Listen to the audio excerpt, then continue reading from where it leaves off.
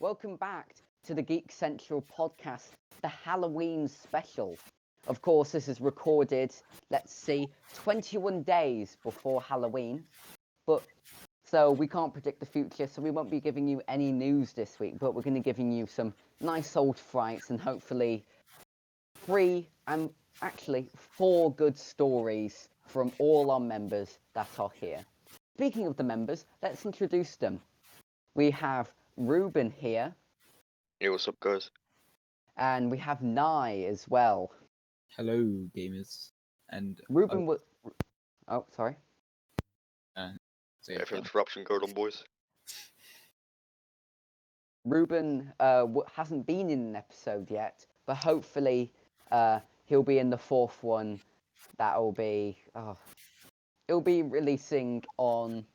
Well, I don't know. I can't predict the future. This will be releasing on the 31st. He will be in the 4th episode, or was in the 4th episode. I don't know about the future, but I do know that my mirror broke today. So 8 years of bad luck. So... I did was look into it, and it was shattered. Can't believe it. So, for the Halloween special, first, everyone has picked, and Reuben's wrote a scary story. We're going to be reading that out, and, we're going to be giving our take on it, and hopefully give you a little fright to cheer you up or scare you to sleep during this Halloween. We also have some Halloween trivia. I have written down I've written a few questions down on a piece of paper. It'll be film, game, and historical facts about Halloween that like a game show, you'll buzz in and you'll answer it, and whoever wins gets absolutely nothing. You just get the satisfactory, well done, you got the question right, and that's all I need to have a good life for the rest of my life. So before we said that Nye will go first with his scary story. So Nye, if you so will, please read out the scary story that you've chosen. Thank you. This is Distorted Warning Signals, written by Ashley Rose Wellman. Right, here we go. When I got the first one, I was literally seconds away from stepping onto the plane when a call from unknown blared from my phone. It was a ringtone I hadn't heard before, one I was pretty sure hadn't come with the phone. Normally I wouldn't have stopped to answer it, but I was expecting a call about a job I had interviewed for the previous week. I took a deep breath in and accepted the call. Hello? Do not get on the plane, a woman's voice garbled and strange, as if her vocal cords had been shredded, and she was trying desperately to choke out speech. Despite that unnerving, fractured quality of her voice, her tone was insistent and eerily calm. Then the call ended. I froze. I had always had a slight phobia of air travel, and something about this call just...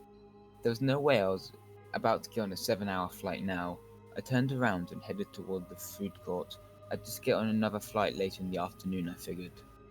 I watched from the airport Starbucks 3 hours later as every TV in the terminal lit up with the crash footage of the plane I should have been on.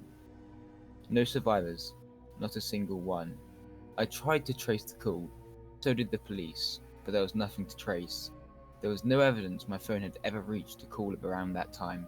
They analysed phone records, incoming and outgoing communication to my phone. Nothing. I wasn't making it up. I couldn't have been. That wasn't the only call.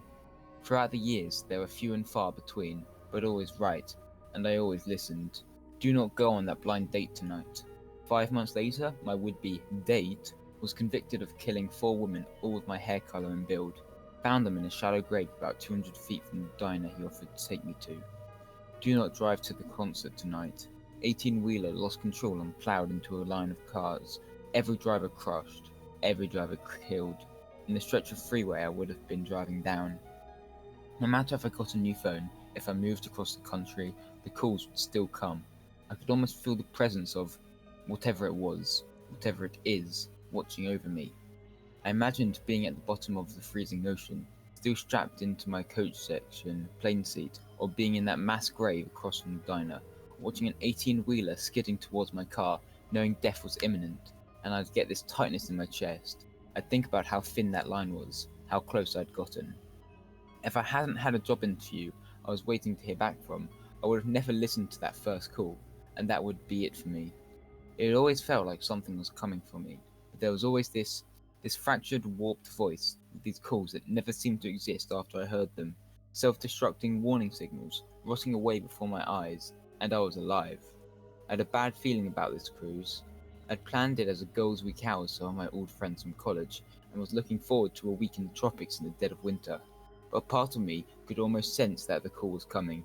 Maybe I'd watched Titanic one too many times, but there was a little nagging fear from the start. I hoped it would be fine, but I knew that if something was going to happen, I'd get the call, I know. Now, a week before I'm set to go on the cruise, after stepping into my apartment after returning from dinner with a friend, I notice my cell has a message from unknown. They've never had to leave a message before, haven't checked all night. Damn it, and I really wanted to go on that cruise too.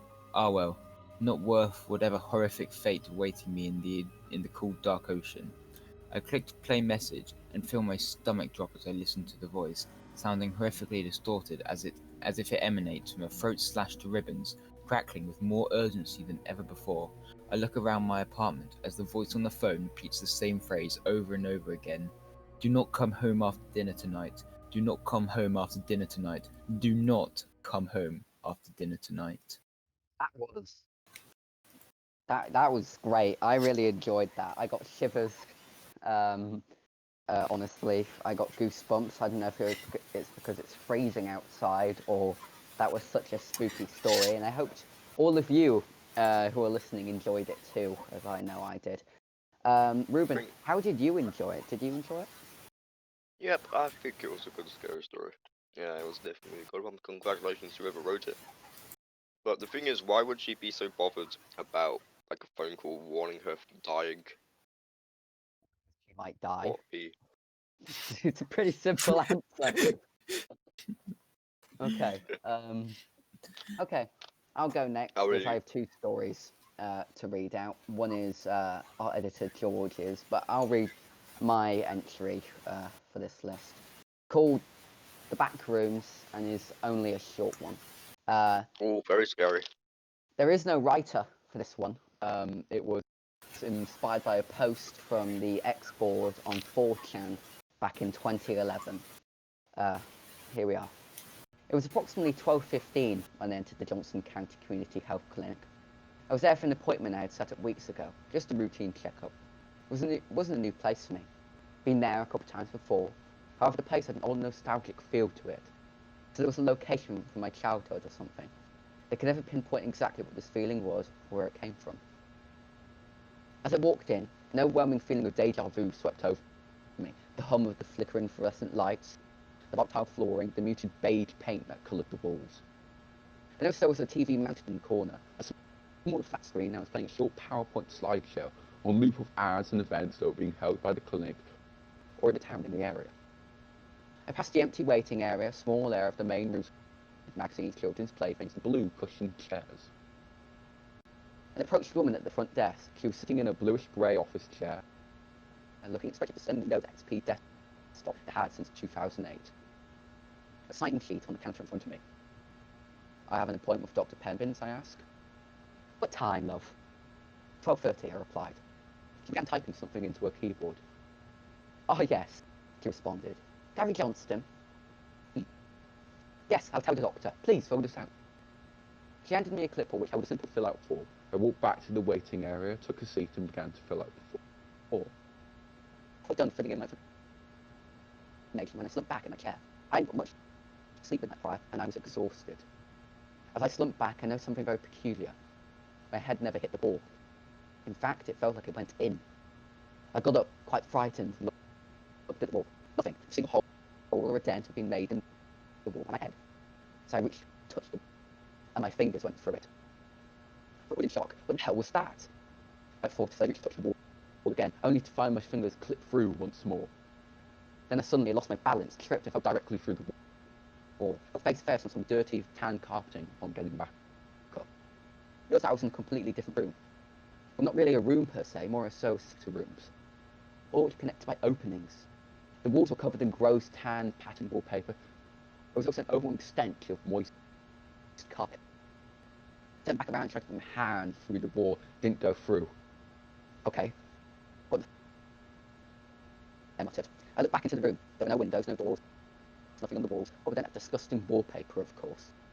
It's completely empty, aside from a singular plastic blue school chair. At this point, the only good thing going through my mind was fear, and the repeating of thought, I need to leave, on loop in my head. I was running through the room, desperately trying to find an exit, but to no avail. There was no exit. Is this my permanent location till I died? No, there had to be a way out. There's a way out of every room. I wasn't just going to be left here, right? Especially someone would notice that I'd gone. The woman at the front desk, or the doctor, Dr. Pembin, I had an appointment with. But nobody did. Then, in the distance, I heard footsteps. But not those of humans. At least not of normal humans. Alongside the footsteps was a gurgling snarl, like that of an angry animal. I began to run. I run as fast as I could from what the hell was approaching me. Didn't anything to do with it. I ran for what seemed like forever. I was back in the same room as I started in. At least it looked like the same room. Not that I could tell them apart. So I sat down, defeated. A feeling of dread filled my body as I started crying. I'm going to die in here. Still here. I haven't left. I've accepted my fate. In fact, I can actually hear footsteps. I wonder who that is, or what that is. There we go. Oh wow, that was actually Very intriguing. Indeed, that was pretty spooky. That was Spooky called scary. The Back Rooms, and is So based off a meme that was back in 2011. never have I more been scared of a meme. So here we go. Let's all mute ourselves, and this is Jovi's scary story. Well, it says no, not Jovi's. Jovi already wrote his. This is George. This is from this is being chosen by editor George. This is our editor George's story. George is very proud of himself at the moment. I can see him putting his arms on his hips and going nodding his head, going, "Yeah, this is my scary story that I picked." All right, I'm gonna shut up now, and I'm gonna mute myself, and then you can read out George's story. Please do. This was posted by Grand Theft Motto on Reddit, on the r/no-sleep subreddit. Something walks whistling past my house every night at 3:03 a.m. Every night, no matter the weather, something walks down our street whistling softly. You can only hear it if you're in the living room or the kitchen when they walk by, and it always starts at exactly 3:03. The sound starts faint, somewhere near the beginning of the lane near Carson Place. We're towards the middle of the street, and the whistling moves past us before fading away in the direction of the call. When I was younger, my sister and I would sneak into the kitchen some nights to listen. Dad didn't like that. We'd catch hell if they found us out there. But they were never too hard nonsense. We always stuck to the one big rule: to not try to look at whatever was whistling. The neighbourhood is a funny place. I lived here since I was 6 and love it. The house is small but well kept, good sized yards, plenty of places to roam. There are a lot of other kids here my age. I turned 13 back in October. We grew up together and would always play 4 square in the cul-de-sac, or roam around from the back porch to the back porch in the summer. This was a good place to grow up. I'm old enough to see it, and there was only the 2 strange things here: the night whistling and the good luck. The whistling never bothered me much. Like I said, I couldn't even hear it from my bedroom, but my mum and dad don't like talking about it, so I've stopped asking questions. My dad is a strong guy, tall and calm. He has an accent since he moved to the US as a kid. His family and my grandparents, they're from the islands. That's what they call it. My dad, the only time he isn't so calm, if the whistler comes up. He's a little quicker then. The eyes move faster, and he tells us not to think about it so much. But always remember the one rule, the big rule: don't try to look outside when the whistler goes past. Not that we could look even if we wanted. See, there are shutters on the inside of every window. Thick pieces of heavy canvas that pull down from the top and latch to the bottom of the window frame. Each latch even has a small lock, about the size of what you find in a diary. My dad locks those shutters every night before we'll go to bed and keeps the key in his room, hidden. My mom, I don't know what she thinks about whistling. I've seen her out of the living room before at 3:03 when the sound starts. I could see her if I cracked my door open just an inch to peek. She's not out there often. At least I haven't caught her much. Once or twice a month, I think she sits out there on our big red couch, just listening. The It also has the same tune every night. It's cheerful. Remember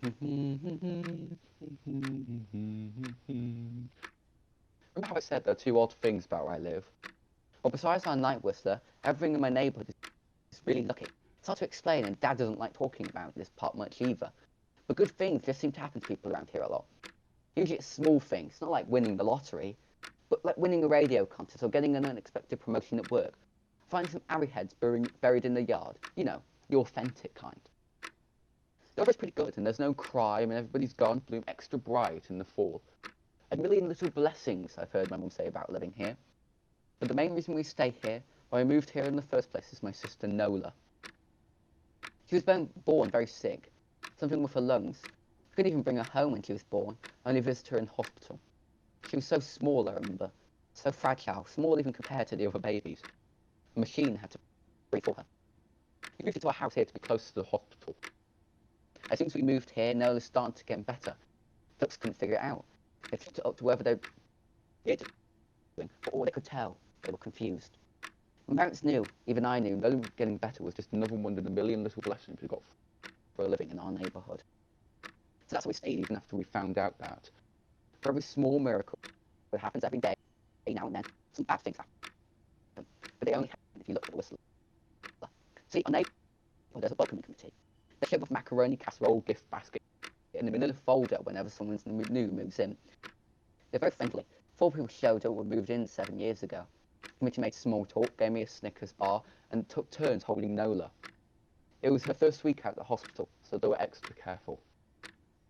Then the committee asked to speak to my parents in private, so I was sent to my room where I still managed to hear nearly every word. The whole committee told my parents about how nice the neighbourhood was. Really exceptionally hard to explain kind of nice. Then they told my parents about the even hard to explain whistling that happened every morning at 3:03. And then at the tick of 3:05. The group aren't new neighbours warned my parents that the whistling was quiet. Would never harm or hurt us, as long as we didn't look for what was making the sound. As part of their stress, they pushed my ear into the door, straining to hear them. People who went looking for the whistler had their look change, sometimes drastically. A black cloud would hang over anyone that looked. Anything that would go wrong would. The little envelope the committee brought over contained newspaper clippings, stories about car crashes and ruined lives, public deaths and freak accidents. Not everyone dies, I heard the head of the committee tell my dad, but the life goes out of them. Even if they live, there's no light in them ever again, no presence. My mom, I could tell she wasn't taking it seriously. She kept asking if this was some prank they'd tell on new neighbours. At one point, my mum got angry, accused the committee of trying to scare us out of our new home, asked them if they were racist on account of my dad being from the islands. My dad calmed her down. Told her if he could tell our new neighbours were sincere, so he was just trying to help us. He explained that he grew up hearing those kinds of stories from his mom, and that he knew there were strange things that walked among us. Some of the strange things were good, and some of them bad, but most were just different. The committee left. Dad went out to the hardware store, bought the canvas, blinds, and latches and the locks, and installed them on every window in the house after dinner. The first night in our new house, I crept out of my room at 3 a.m. and found my dad awake, sitting on the living room couch holding my baby sister. My dad held up his finger in a shh motion, but patted the couch next to him. I sat, and we waited. At exactly 3:03, we heard the whistling. It came, and it went, just like our neighbours said. So it returns each night. We never look, and we enjoy our million little blessings every day. Nola breathes on her own. She's grown to a strong, clever girl. My dad even joined the welcoming committee. We don't get new neighbours often. Why would anyone want to leave? Then a new family moves in. The dad and committee bring them macaroni casserole gift basket in the middle of folder. You can always tell by the look on my dad's face when he comes back. The family took the committee seriously, or if we'll be getting new neighbours again very soon. Not long ago, a family moved in directly next to us. The previous owner, Ms. Maddie, passed away at the age of 105. She lived a good, long life. The new neighbours seemed like they just fit in just fine. They believed the welcome committee, took my dad's advice about locking shutters since they had a young child of their own. Whatever newspaper clippings were in that manila envelope, whatever evidence, my dad never let us see. I imagine it must have been awfully convincing, so our neighbours got along with no issues for the first month. One night, when our new neighbours had to leave town, they sent their son, Holden, to stay with us. He was 12, a year under me in school.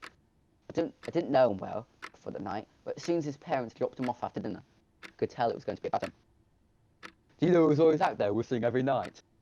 Odin asked the moment the house left the room. The three of us were sitting in a den, and some Disney movie playing Alden on the television. My sister and I exchanged a glance. Don't talk about that, I said. It's weird. He's a weird that lives in the big yellow house on the corner. Holden said. Mr. Tolls? My sister asked. No way. He's really nice. Holden shrugged. Must be a psycho killer then. They were tensed. We don't talk about it, I repeated. Let's go in my room and play Nintendo. I've got Smash Brothers. We spent the next few hours playing games, eating popcorn and watching movies. Typical sleepover, but I could see Holden was getting antsy. After my parents had wished us good night, locked the blinds and gone to bed, Holden stood up from his beanbag, walked over to where Nolan and I were sitting on the bed. Have you ever even tried looking? He asked. It's nearly time. Like most sleepers, we conveniently ignored any suggestion of a bedtime. I was shocked to see it was night. It was almost 3 a.m. I sighed. We don't. See, I can't even try to look because my dad locks the blinds every night and hides the key, he continued, ignoring me. So does our dad, said Nola. No, replied Holden. No, he doesn't. You saw him do it, I said a little sharper than I meant to sound. Holden grinned. Your dad locks the blinds, yeah, but he doesn't hide the key. He keeps it right in his normal keychain. So, I asked worried. I already knew what he would say next, because I had noticed that my dad didn't bother hiding the key anymore after all these years, because he knew we took it seriously. So, after your dad locked up before your parents went to bed, I went to the bathroom, and on my way, I may have peeked into their room, and I may have seen your dad's keychain in his nightstand, and I may have went and borrowed the key to the blinds. Nolan and I stared, and his grin only grew wider. You're lying, said. Holden shrugged. You can check if you want. Just open your parents' door and look. You'll see his keychain right there on the nightstand. And stay here, I told them both. Don't move a muscle. I hurried over to my parents, but hesitated at the door. Holden wasn't lying. My dad would be angry. Beyond angry. Pissed. I was scared thinking about it, but more scared of an open window with the whistle right outside. I opened the door, barely an inch, and looked in. It was too dark to see. Taking a deep breath, and I walked into the room. 2 steps into the dark, I froze. The whistling started. I could hear it clearly from my parents' room. Never realised, but they must hear the sound every night since we moved into the house. They never told us. I don't think I could have slept through it. I stood there, listening to the whistling come closer, unsure whether I should turn on the light or call out for my dad. Soft sounds from the living room brought me back to reality. Nola! I yelled, running out my parents' room. Holden and Nola was standing near the front door next to the window. Holden was lying. I could see him fumbling with the lock on one of the blinds. I heard a click. He did have the key. Holden let out a quick laugh. Nolan stood next to him, hunched up, afraid but maybe curious. The whistling was right outside the house now. I think I made the sound. Called out. I can't remember. Time felt frozen. Clock hands nailed to the face, but I found myself moving. Not fast, never been athletic. Somehow though, I covered the space between myself and Nola in a moment. My eyes were locked on her, but I heard Holden pull the blind all the way down so it could release. I heard the snap of it start to raise. I heard the whistling just on the other side of the window. But I had my arms around Nola. I turned to her so she was facing away from the window. At the same time, I jammed my eyes shut. The blind whipped open. The whistling stopped. I felt Nola shaking in my arms. Don't look, okay? I told her. Don't turn around. The position said that she was facing back towards the hallway, and I was facing the window. My eyes were still closed. I felt a nod to my shoulder. I could feel my shoulder getting wet from her tears. I reached out for the arm, not holding Nola. I tried to touch Holden. My hand brushed against his arm. He was shaking worse than Nola. Holden? I asked. Silence. I passed him and gingerly felt through the window, eyes still sealed shut. The glass was cold against my fingertips. Colder than it should have been for the time of the year. I moved my hand up the window, searching for the string to the blind. The glass began to get warmer the further I reached, and there was a gentle hum feeling back into my fingertips. I tried not to think about what might be on the other side of the window. Finally, I took the string and yanked the blind shut. I opened my eyes in the dim light leaking out from the kitchen. I could make out Holden, pale and small, staring at the now closed window. Holden? I asked again. He turned towards me and he screamed. Everything became a flurry of motion. Light sparked life in the hall, then the living room. My parents' footsteps thudded across the hardwood floor. I didn't look back at them. My eyes were glued to Holden. He was pale. Had bit his lips so hard there was a thin red line of blood running down his chin. He'd wet himself and was crying. What happened? My dad asked me from behind. I managed to swivel away from Holden and looked back. He looked. I've seen my dad scared before, but I saw it that night. In that moment, no ugly terror stitched on his face. My parents free. Just hold him. I nodded yes. My dad let out a breath. He looked so relieved and expecting to cheer. They turned to Holden. My dad's face changed. Even if he felt bad, feeling good that Holden was the only one that looked. There was a knock at the door. We all froze. Holden whimpered. Don't answer it, Mum said. He stood at the threshold of the hall. I always thought she was a skeptic and just humoured Dad about the windows and the whistler. But that night, though, we were all believers. And instead of both my parents held baseball bats they must have taken from their bedroom. The knock came again, a little louder this time. Please don't open the door, Holden whispered. My dad walked over them, hugged him close. We won't, my dad promised, still holding his bat. Nothing is coming in here tonight. Thud, thud, thud. This time the knocking was loud enough to rattle the door. Holden screamed again and Nola clutched her arms around my neck. Like, my mum came over and knelt down next to us, wrapping my sister around me close. Her body blinding our field of view of the door. Thud, thud, thud. Call the police, my mum whispered to my dad. The knocking instantly stopped. My dad looked over the shoulder at us. Do you think it was caused by a frantic knocking that trailed up to a polite police? Something said from the other side of the door. The voice from outside sounding exactly like my mum, like a parrot repeating the words back to her. Police! Call the police! Police! Mum pulled us closer. Police! Police! Police! Please stop, I heard. I don't think calling will help, my dad said. How will we know when they're the ones at the door? Knocking came back harder than before. Thud, thud, thud. The door shook, then it stopped. After a long moment, I heard the knocking again, but it was coming from the back door. We all turned back towards the back door, but the knock immediately returned to the front door. Front to back, back to front, front to back, back to front. Loud and quiet, and loud again. Suddenly the sounds come from both doors at once. Big, heavy blows like a sledgehammer. Then something started rapping against all the windows in the house. Then the walls, it was like we're living inside a drum, with a dozen people trying to play at once, or a turtle and something was trying to attempt to claw us out of our shell. Stop! Holden yelled. Then the knocking died. I won't tell, Holden said, staring at the door. I promise I won't tell what I saw. Just please go away. Waited for nearly a minute, then we heard it, a soft coming from the window Holden had looked through earlier. Holden burst into tears, starting to cry, sobbing like a prisoner watching gallows being built outside their cell. My dad held him, brushed his hair, but never lied to him, never told him things would be okay. The tapping at the window went on for the rest of the night. We huddled together in the living room for I don't know how long. Eventually my mum tried to take us to the kids with my room, and my dad stayed to watch the door. The second we moved into the bedroom, the knocking came back, so loud it was possible to ignore. I was afraid the door couldn't take it. We went back to the living room and the knocking stopped. Only the on the window remained. None of us slept that night. The tapping stopped around 7 a.m. That's about the time the sun comes up here. We waited another 2 hours before my dad opened the blinds from one window. He made us all go back to my parents' bedroom first. I heard him open the door, then come back in. Okay, he told us. It's done. Holden's parent came back around lunchtime. My mum and dad walked over Holden to his house and they all went inside for quite a while. Nola and I watched from the window. She stuck to me the whole day, right at my side, sometimes holding my hand. When parents came back, they looked grim, but wouldn't tell us, they said to Holden's family. It was a Sunday, so we all spent the day together, ordered pizza, and watched movies. That night, everyone slept in my room. Nola and my mum in the bed with me, my dad in the chair he pulled over. There was no knocking that night, or any night since. We didn't see much Holden or his parents for the rest of that week, but by Thursday there was a moving truck in their driveway. Nola and I watched them packing up the whole afternoon after school. What sticks with me most is how tired Holden and his parents looked. All three had the same pallid red mouths and lightless eyes. Even from across the street, I could tell something was very wrong. Holden and his family were gone but before sunset. I remember what the original welcome committee said to my parents when he moved in.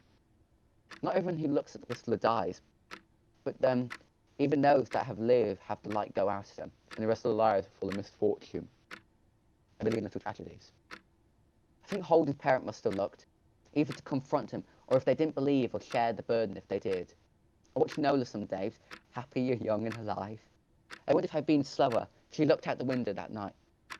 Would I have looked too, to comfort her, to share that burden? I'm glad I didn't have to find out. We still live in that house, in that neighbourhood. Still hear a whistler walking past every night. The blessings, the luck, the good things are here, are too good to leave. But we're careful. We don't have friends over to spend the night anymore, and my dad hides the key to the blinds very, very well. Not that I've gone looking. Sometimes you just don't need to look for. That's it. Nice. That's a good story.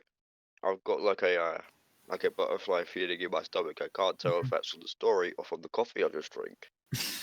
Yeah, my hairs are sticking on. That's pretty ball of cash money. That's pretty epic. Yeah, very cash money. Yeah. Do you want to finish off with your story, and then we can do something positive? We'll do the Halloween trivia. 9.7 cash monies out of 10, I'd say. Yeah. I do warn you, this is saved on my phone nowhere else, so... Okay. I spent a whopping 3 days writing a story while on the bus. Pretty sick. Wow, So- 3 days? Whoa! Yeah, 3 whopping days. I cannot believe it. Oh my god, 3 days, guys. Like, for real. Alright. Alright, I'll start reading it out. Mute yourselves. If you disrupt the story, I'll use your spine to fix my table. Please do. Alright. Let me quickly get it up. Can you guys still hear me? We could when you were saying that, but we can't hear anything now. That's because I'm quiet. Alright, good. Oh yeah, good, I can hear. Alright, so I'll get it up. There you go. Something's going on with lockdown. I woke up, same old time leaning towards the afternoon. My curtains still fully shrouded, blocking the painful sunlight. Day 165 of lockdown. I was sure to note it down on my whiteboard. I wanted to count how many days or even years this lockdown will last. I decided to just go downstairs and eat something. I was hungry after all, and a late breakfast should help. As I was walking downstairs, something caught my eye. What's this? I picked up the notice slid between the letterbox like a knife through ribs. Lockdown to last year's. That answers my question this morning. How many though? I miss the socialization. I'm sick of being isolated in my home. But years? It's already been half. Are we a quarter there? On eighth? And what's going on with this illness that confined us in the first place? Did it evolve? Is it joined? Is it... Oh yeah, breakfast. My stomach keeps scurrying for it. I walked into my kitchen. I knew the layout of my house like the back of my hand, but now, after all this time, I knew it like the tip of my pinky finger. I opened the fridge, and not much was left. Just a couple essentials, milk, eggs, butter. I can't survive on this for a year and a half. I could die. I need to go out and get more. It's risky, but how much is my life worth? Besides, if I get caught, is it that much different from what I got now? I'll get fed, so it's kind of a win-win, I guess. I'll eat what I got and get going. If I don't act now, I could be a rotten corpse by the time this lockdown is lifted. I'll bring my bag and a flashlight. I might need one. I mean, I don't blame the shops for offering since they were abandoned 165 days ago. That's enough time to learn 2 or 3 languages. I'll bring a bag, a flashlight, and some money. Anyway, I need to get going. I braced myself and pulled the door open. I missed the sunlight. It was a piercing reunion, but my eyes adjusted. It was what I remembered. A road, a couple more houses that stood with my own, and trash. Lots of trash. More than I remember. Why is all this trash here when everyone's inside? It can't be animals. They couldn't do this much damage. I didn't think anything of it. I just decided to go to the convenience store in town, as I know I would be caught at the one near me. So I went in a direction of the one in town instead, as the chances of failure were thinner. I didn't have any other option but to walk, as I didn't have any other transport. I had my car, but cars would get me easily caught, so walking was the best option. Slow, but safer. I started my journey. I knew a place most people wouldn't go. I avoided the big supermarkets, as they were much more secure and I would most likely be caught due to alarms. I targeted convenience stores as they were less secure. Sure, it's less good, but I can last for a couple months if I do. I was at the end of my neighbourhood at this point. I knew I was near a bus stop, the one near the tall crane. I always admired cranes. They're safe and unsafe. You could survive a zombie apocalypse in one, but once they come up you could either die fighting or die falling 10 or more stories. I knew town was just a couple more blocks away, so I continued, only a couple minutes or so. After seamlessly walking, I got there. Joel's convenience store. The sign was sitting above the door, looking down at me. I hope Joel won't mind me picking some food out. It's survival, that's all. I checked the surroundings. The windows were cracked and shattered open so that something could fit in. Was I too late? I need a check anyway. I pushed my way through and looked around. Strange. Not much is stolen or missing. But why? Why the broken window? Why the full stock? Surely I wasn't the only one to think of this idea and target this location. Surely people wouldn't let themselves starve away in their own homes, right? Enough thinking. I need to just go on and get what I need to last a few more months or so. Shelves were filled with a few good food items. As I walked to collect some of the canned goods, my footsteps were the only thing to pierce through the empty silence that surrounded me. I would be able to hear anything, no matter how small, scream through the quiet. Here we are, some beans and soup. I'll slide them into my bag and get more essentials. There still was no toilet paper or hand sanitizer. I didn't expect them to. I mean, that stuff is worth as much as gold these days. Toilet paper is like the white gold of this time, like sugar was back then. I collected a few more food and drinks until my bag couldn't take any more. I left some money on the counter to in some way pay Joel for my shopping. And what is that? A piece of paper. There's something scribbled onto it. My curiosity grabbed the note for me and held it towards my eyes. I read it. Urgent. I don't know who this letter is going to, and where it will be, but I need you to listen. I'm not allowed to make this public, but I can't live this, what we have done to my world. I work in a laboratory where we study diseases and cures, how they interact and affect things, but it all changed when we started to create our own. We discovered that some molecules can affect the mind and body of a host, like parasites, viruses, bacteria, and even pathogens transferred by factors like mosquitoes.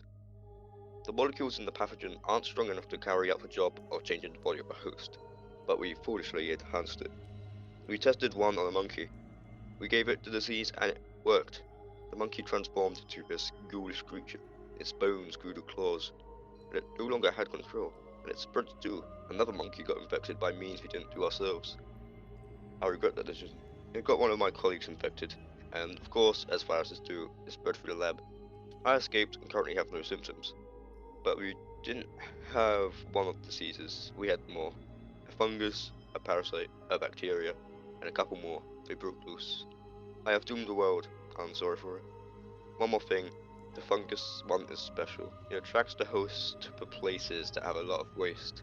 So if you're reading this, and you are outside or tempted to, stay out of the letter cut off there. I couldn't believe it. It seemed so stupid and fabricated. Special diseases? Come on, really? And why would he admit it? You'd get hunted down, a big risk for what? I decided to get out and I left. Bag first, then I followed through the hole in the glass. I continued on my home immediately. Then I heard someone screaming behind me. I turned and saw someone getting ripped apart, another scavenger like. They died before I fully acknowledged what was happening. Then the thing turned to me with its bloody claws and dead cold eyes. Was he wearing a surgical gown, and why does it have a face mask? Then it lunged at me with strong, fragile legs. I ran. The thing was like a rabid cannibal. It wanted my flesh and blood on the ground. I needed a place to hide. An open sewer grate played in front of me. Instinctively rent the arm and closed the lid. Bone nails scraped on the cover as I climbed down the ladder. Man, this place stinks. It's a sewer after all. Now I think I know my bearings. I didn't want to walk in the water, but I didn't want to face that thing up there, so I stomached it and got in. It was cold, but not in an icy way, only in a sickly, moist way.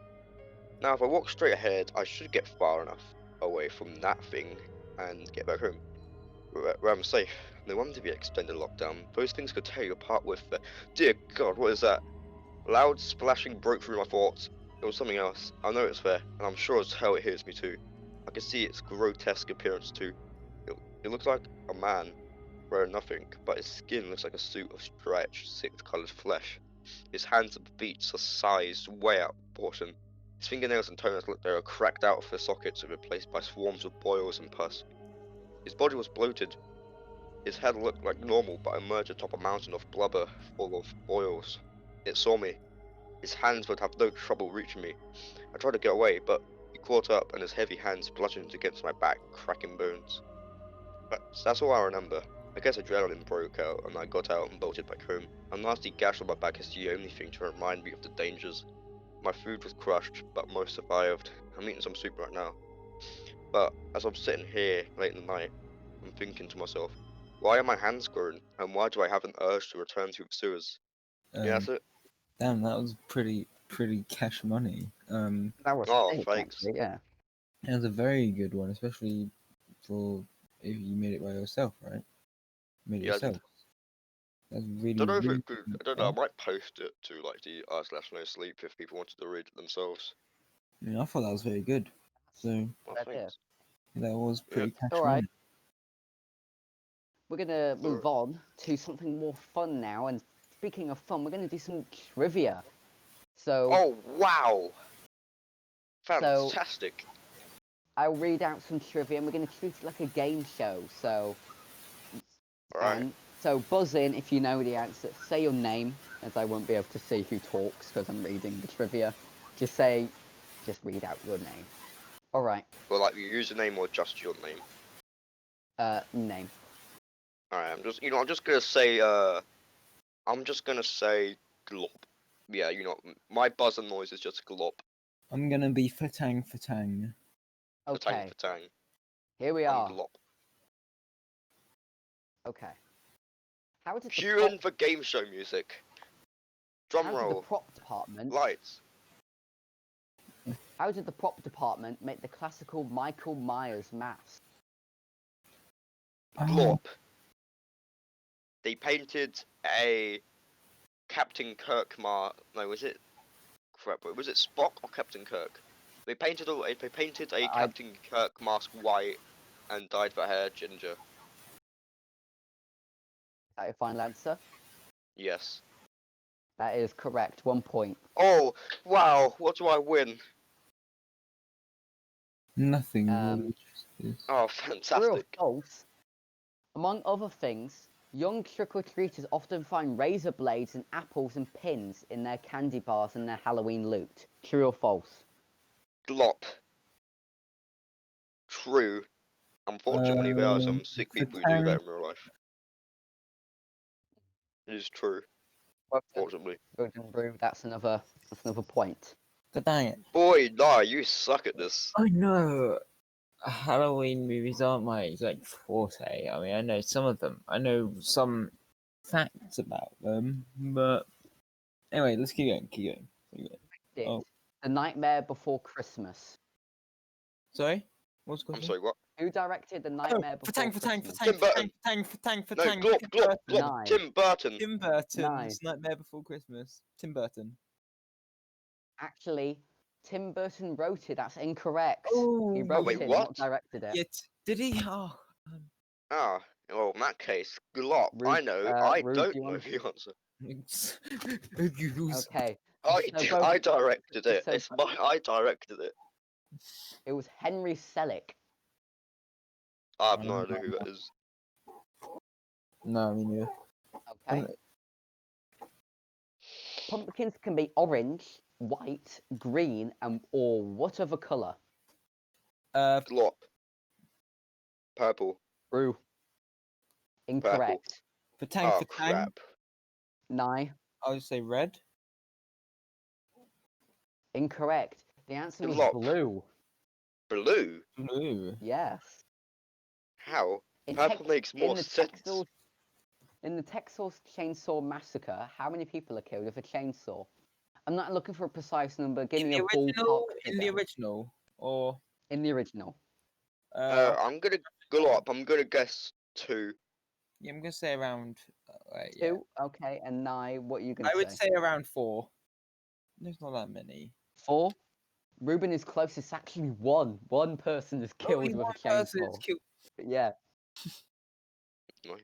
I Alright, know it wasn't that many. I know like there was a really So- small amount that's actually killed. Yeah, I think it was like a trick question, isn't it? Like you'd like expect like Mm. a lot of people to get killed by a chainsaw in a film called I don't know, Yeah. Texas Chainsaw Massacre. What's Yeah. the body count for the film Halloween, the original, the 1970s? Oh, for Tang for Oh Tang. crap! Hold on. Tang for Tang. Nine, yep. Wait, is it like a rough estimate or like close enough? We're gonna just- Ballpark figure. Give me Ballpark- whoever I'd closest. say around 18. I gotta say 18? glop. I Uh-huh. think it was around 6. Sure, it was more. Reuben is closest. It was 5 people and a dog. I swear, I thought there was so much more in the in. Yeah, I know a lot of people weren't murdered in the first one. I Actually, you know what? Yeah, screw it. I got it I'm completely pretty right sure because I'm the dog guessing it's definitely counts as a person. I'm pretty Dog sure I've definitely just counts. confused the which one now. So okay. How many Oscars was Psycho nominated for? Oh, ballpark. Glop 3. Okay, Rue. for Tang. 9. For Tang 1. 9. 1. Reuben was closest again. It's 4. Oh man, One I'm none. nailing this. All right. Complete this You got lyric nothing from the on me, hit Mr. Halloween Glop. song, The Monster Mash. I was working in the lab late one night. I think it's like glop. It's like Buzzing. something that goes ladder ladder ladder. Something that rhymes with like it's like fright. Something. Yeah. It's like blah blah blah fright. I hope I don't get a little fright. Something I was thinking, but like. I got a little fright. I was working in the lab late one night when my eyes beheld an eerie sight. It was sight. Sight. Ah. Man, we got none of us got it wrong. We're both bad at this game. Who wrote the classic novel Dracula? Oh. I'm gonna skip. Really? I'm Skip. just gonna put a guess up. I know it's probably not right Mhm. for Tang. I know it's probably not right, but I'm just gonna guess Stephen King. It's probably not right at all. I No, know. it's definitely it not can't be. Stephen A King. novel written in the Exactly. 1600s. Doesn't matter. I don't know, it's like I might as well just guess something random. it's an old book. It's not gonna be written by Yeah. Stephen King if it's an old No, book. I know. It was Bram Stoker. Oh yeah. I was totally gonna say Bram Stoker. Where's my point? 2004, the city of Hollywood banned the use of what party item on Halloween? Hold on. For Fake Tang, weapons. 9. Oh wait. I'll just say party poppers. I don't know. Just taking a random guess. Okay. Glop. I'm gonna guess like prop like weapons. Yeah. Both of you wrong. It was silly string. Silly string. Silly How dare string. they ban silly string? The It's sinners. not harmful. It's not harmful string. It's silly string. It literally has the word silly in the name. Yeah. What classic horror film features the quote, "They're coming to get you, Barbara"? Glop. Nightmare on Elm Street. It's either Fat Boy or Friday the 13th, but I'm gonna guess Nightmare on Elm Street.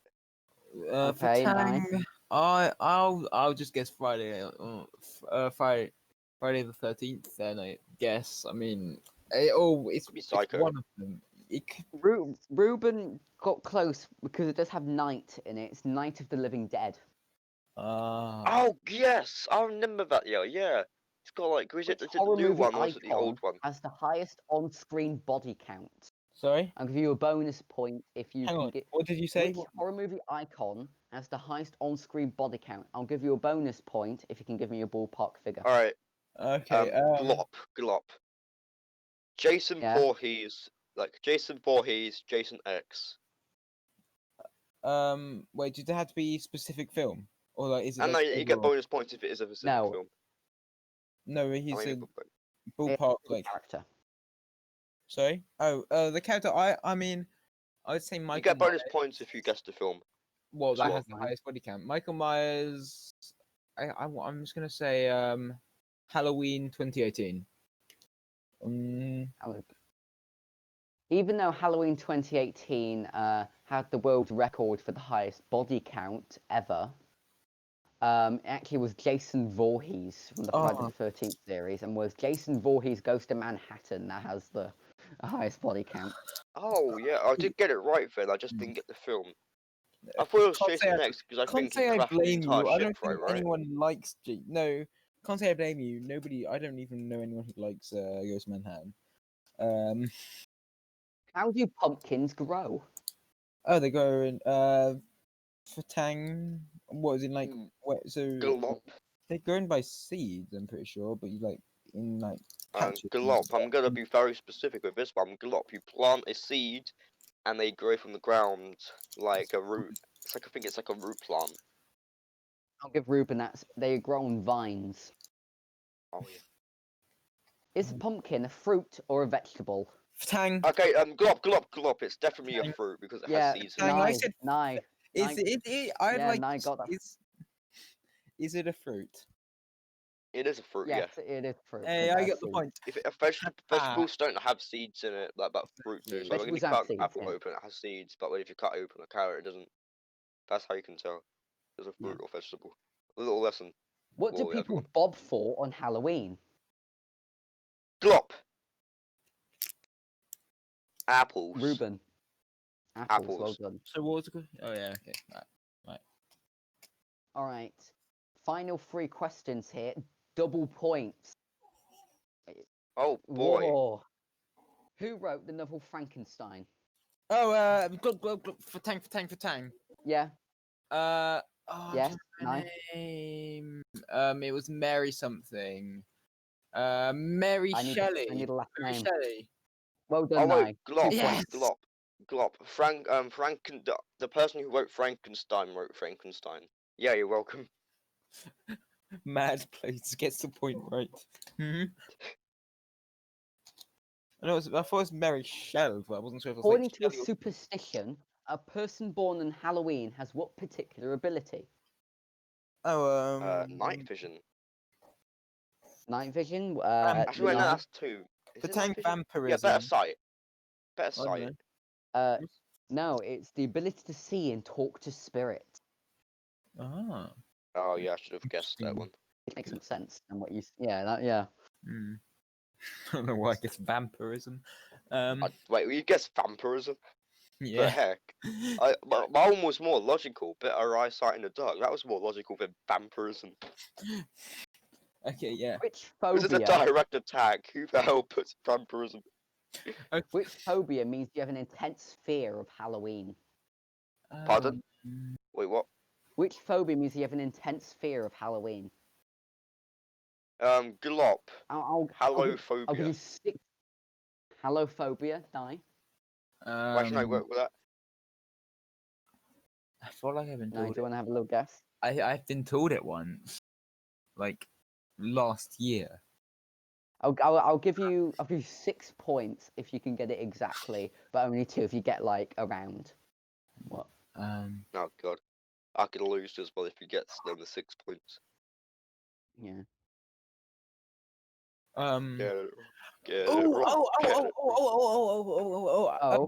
Samanophobia, I think it's something like that. I'm not sure. I think it's something like that.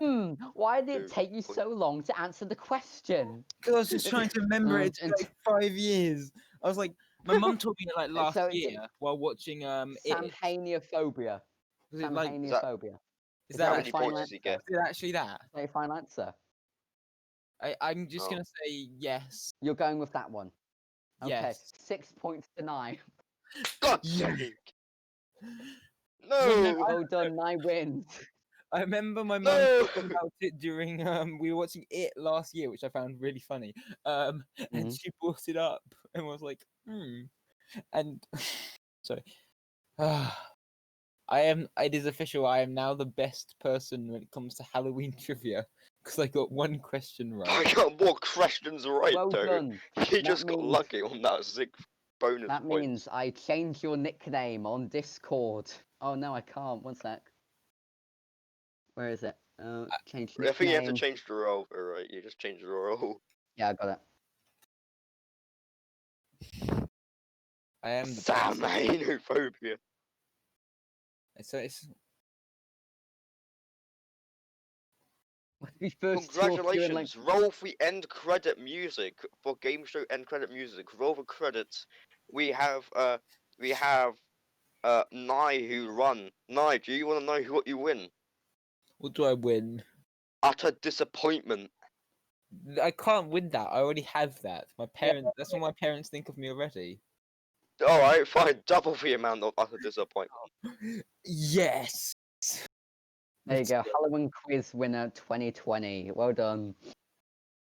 Oh yay. And what do I win? I came second. My humor is very dry. Okay, and there you go. Halloween loser Halloween, 2020. Yay! All right. We want to thank everyone for taking part in this. Nye, Reuben, and George for choosing a story. All your stories were great. And we Oh want yeah, to... and before we end this, why don't we end it off with a couple of 2-sentence horror stories? No. Okay, Yeah. fine. How Say could one. you disdain Say to me one. like this? Say one. Alright, this is one that I thought up myself. As I was following the 30 the road signs until I came to one that was pointing straight down. I thought nothing of it until my car started to sink into the concrete. I think we can all agree that was a horrible 2-sentence horror story. Thank you for thank you for watching or listening. Thank you for Nye for winning the Halloween trivia. Yay! Thank We you. hope to join you next year with another Halloween Trivia 2021 and even more spooky horror stories. And maybe we'll have 1K subscribers by then. Thank you all for that. No, we're definitely not going to have 1K I mean, no, subscribers by then. yeah, Your of course dreams not. will We're be going Yeah, to we have are. 100 million subscribers by then. Oh my god, we're gonna beat PewDiePie. Have a happy Spooktober and a happy Halloween. I know where you live, Jovi. Bye.